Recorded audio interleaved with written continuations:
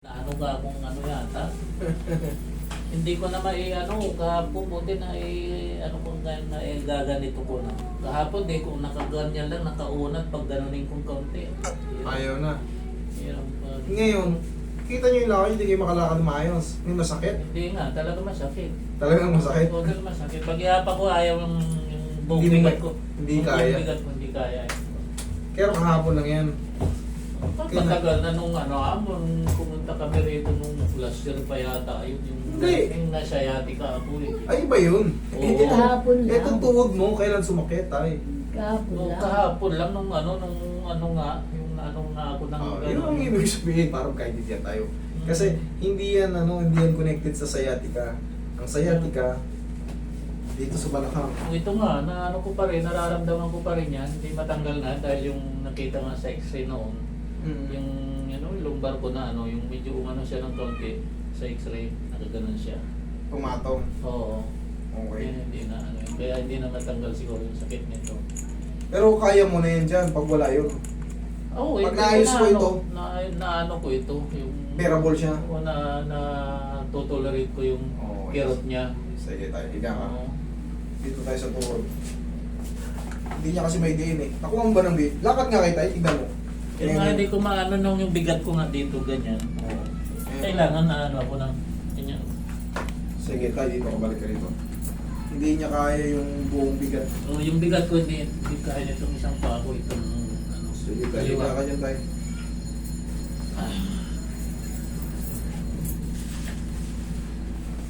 Tingin mo ng mahiwagang paw natin.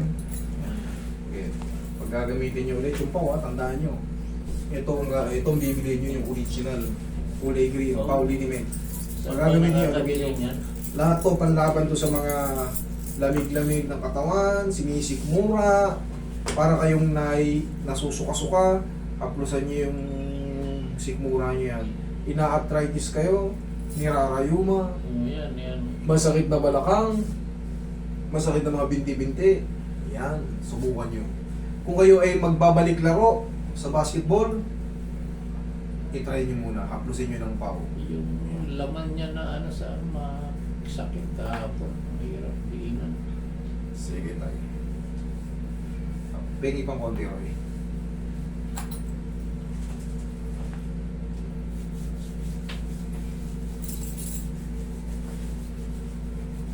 Pinatong nyo na yung paa nyo sa ano.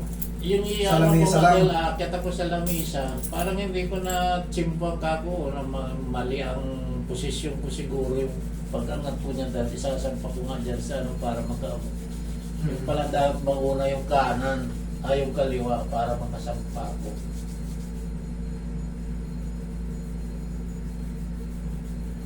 Hindi ko na kaya bagsak ako sa ano hindi ko kaya bigat ko eh. Hindi na sa ako sa lapag ako na lang umupo. Sakit eh.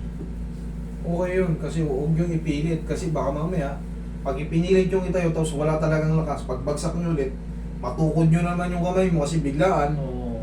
Magkakamaya na mabawi.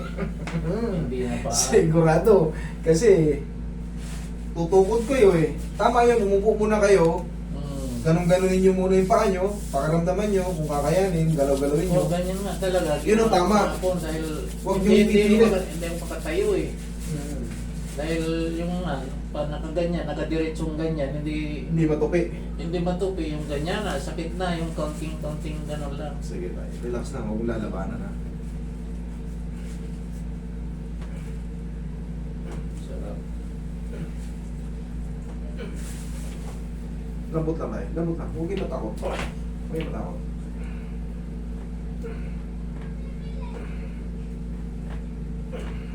Kung ganyan kung kahapon yan, tinulirit ko na yun, pupunta rin po.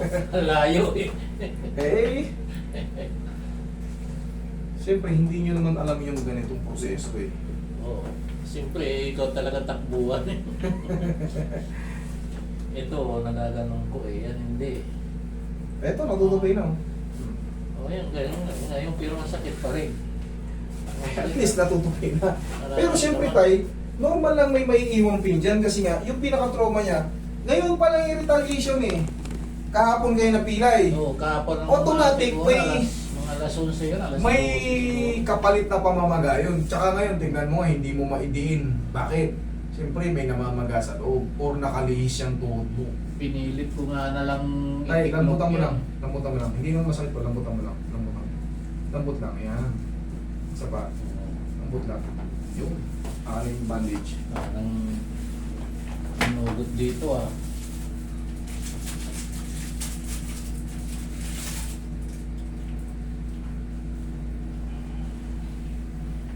Tignan natin mamaya. May didiin mo na yan. Sige.